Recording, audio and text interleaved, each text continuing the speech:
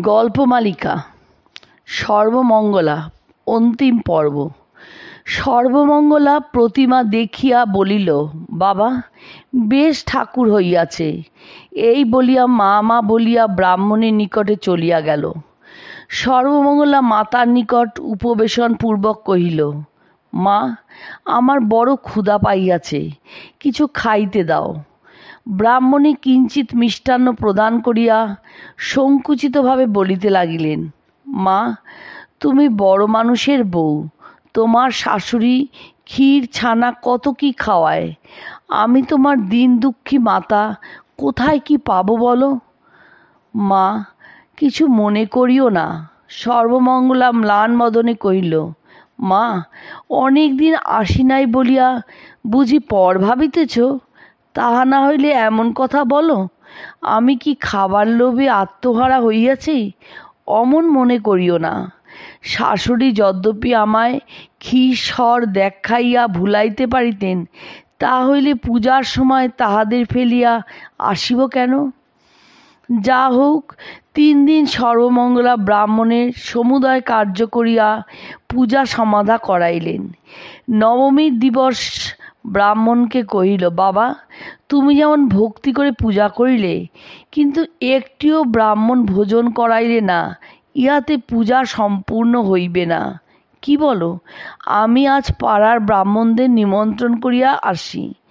ব্রাহ্মণ হাসিয়া কহিলেন, দেখো ব্রাহ্মণী, সর্বমঙ্গলার এখনও সেই স্বভাবটি সমান রহিয়াছে।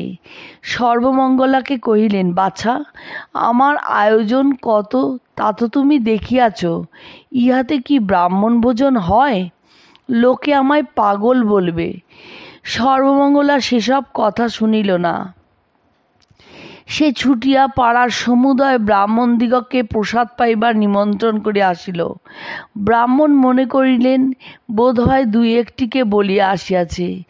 বেলা 2 প্রহরের সময় পালে পালে ব্রাহ্মণ আসিয়া উপস্থিত হইলেন। নিমন্ত্রিত ব্রাহ্মণদিগকে দেখিয়া ব্রাহ্মণ ভীত হইয়া সর্বমঙ্গলাকে যথোচিত তিরস্কার করিতে লাগিলেন।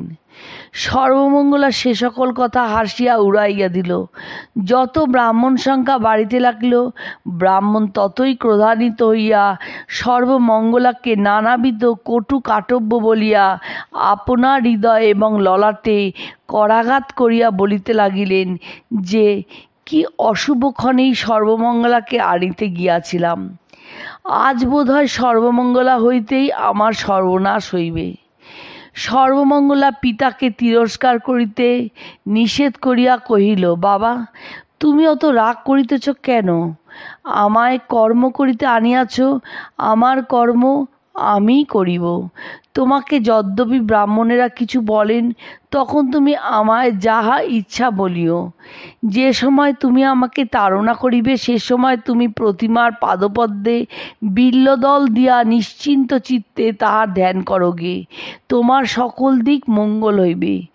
ব্রাহ্মণ তাহাই করিলেন। সর্বমঙ্গলা দেবীর মহাপ্রসাদ লইয়া সমুদয় ব্রাহ্মণদিগকে কিঞ্চিৎ কিঞ্চিৎ প্রদানপূর্বক কহিল, মহাশয়গণ, আমার পিতা দরিদ্র, মা দয়া করিয়া আসিয়াছেন, তাহার প্রসাদ আপনারা দয়া করিয়া গ্রহণ করুন। আপনারা এ মহাপ্রসাদ না ধারণ করিলে মা কখনো তৃপ্তি লাভ করিবেন না। বাবা আমার দরিদ্র, এ কথা যেন আপনারা বিস্মৃত না হন। সর্বমঙ্গলার অমৃতময় কথা শ্রবণপূর্বক ব্রাহ্মণেরা প্রসাদ ভক্ষণ করিয়া অমৃত লাভ করিলেন। তাহারা সকলেই বলিতে লাগিলেন যে ব্রাহ্মণের বাস্তবিক ভক্তি আছে। আহা, চিরকাল প্রসাদ ভক্ষণ করিয়া দিন কাটাইলাম, কিন্তু এমন প্রসাদ কখনো ভাগ্যে সংগঠন হয় নাই। সর্বমঙ্গলার কথায় বিশেষত সকলে আপ্যায়িত হইয়া ব্রাহ্মণের অদৃষ্টকে ধন্যবাদ প্রদানপূর্বক প্রস্থান করিলেন। ব্রাহ্মণেরা আনন্দের অবধি রইল না। পরদিবস বিজয়া। ব্রাহ্মণী প্রাতঃস্নান সমাপ্ত করিয়া বিজয়ার আয়োজন করিয়া দিলেন। সর্বমঙ্গলা সে দিবস আর কিছুই করিল না। সে চুপ করিয়া প্রতিমার পার্শ্বে যাইয়া বসিয়া রইল। ব্রাহ্মণ বিজয়ার কার্য সমাপনান্তে ধ্যানযুক্ত হইয়া দধিকর্মা নিবেদন করিয়া নয়ন উন্মীলনপূর্বক দেখিলেন যে সর্বমঙ্গলা তাহা ভোজন করিতেছে। ব্রাহ্মণ তনয়ার কুব্যবহার দেখিয়া তিরস্কারপূর্বক ব্রাহ্মণীকে পুনরায় দধিকর্মার আয়োজন করিয়া দিতে কহিলেন। ব্রাহ্মণী তৎক্ষণাৎ তাহা আনিয়া দিলেন। দ্বিতীয়বারেও সর্বমঙ্গলা ঐরূপ ভোজন করিয়া ফেলিল। তৃতীয়বারে যখন সর্বমঙ্গলা পুনরায় উচ্ছিষ্ট করিল, তখন ব্রাহ্মণ রোষাবিষ্ট হইয়া সর্বমঙ্গলাকে দূর হ বলিয়া তথা হইতে তাড়াইয়া দিলেন। সর্বমঙ্গলা দ্বিরুক্তি না করিয়া চলিয়া গেল। ব্রাহ্মণী চতুর্থবার দধিকর্মার আয়োজন করিয়া ব্রাহ্মণকে কহিলেন, আহা, দূর হ কি বলিতে আছে? তুমি সর্বমঙ্গলাকে দূর হ বলিয়াছ। সে আমার কাছে যাইয়া কত কাঁদিতে লাগিল। আমি তাহাকে ভুলাইয়া ঘরে রাখিয়া আসিয়াছি।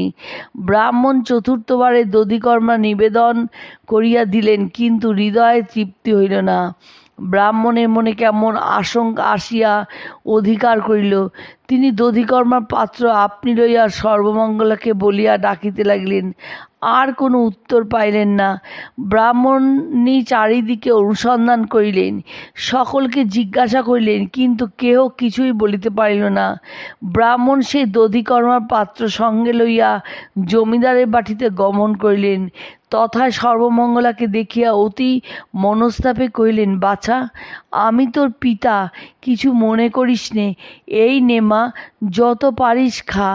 সর্বমঙ্গলা অবাক হইয়া পিতার মুখের দিকে চাহিয়া রইল।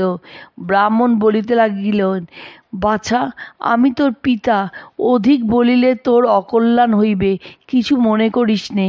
সর্বমঙ্গলা জিজ্ঞাসা করিল, বাবা, তুমি কি বলিতেছ? আমি কিছুই বুঝিতে পারিতেছি না। ব্রাহ্মণ পূর্ব কথা সমুদয় বলিলেন। সর্বমঙ্গলা আশ্চর্য হইয়া বলিল, বাবা, আমি তো যাই নাই।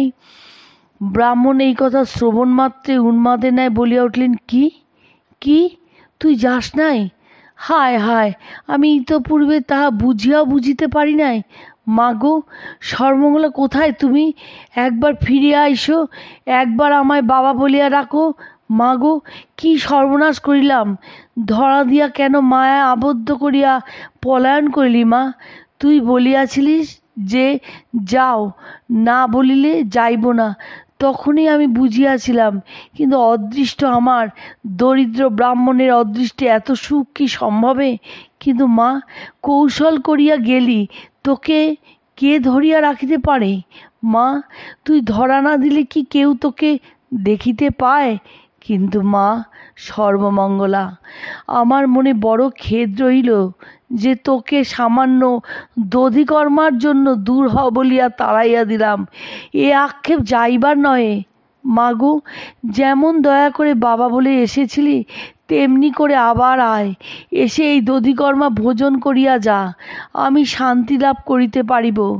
ব্রাহ্মণ শুনিতে পাইলেন যে অন্তরিক্ষ হইতে সর্বমঙ্গলার স্বরে কে বলিল, বাবা, ও আমার খাওয়া হইয়াছে, তুমি নিশ্চিন্ত হইয়া আমার সর্বমঙ্গলা রূপ ধ্যান করিলে হৃদয় আনন্দে পরিপূর্ণ হইয়া যাইবে। এ জন্মে তুমি আমার সে রূপ আর দেখিতে পাইবে না। ভক্তিতে অঘটন সংগঠন হয়, ভক্তের নিমিত্ত ভগবান না করেন কি?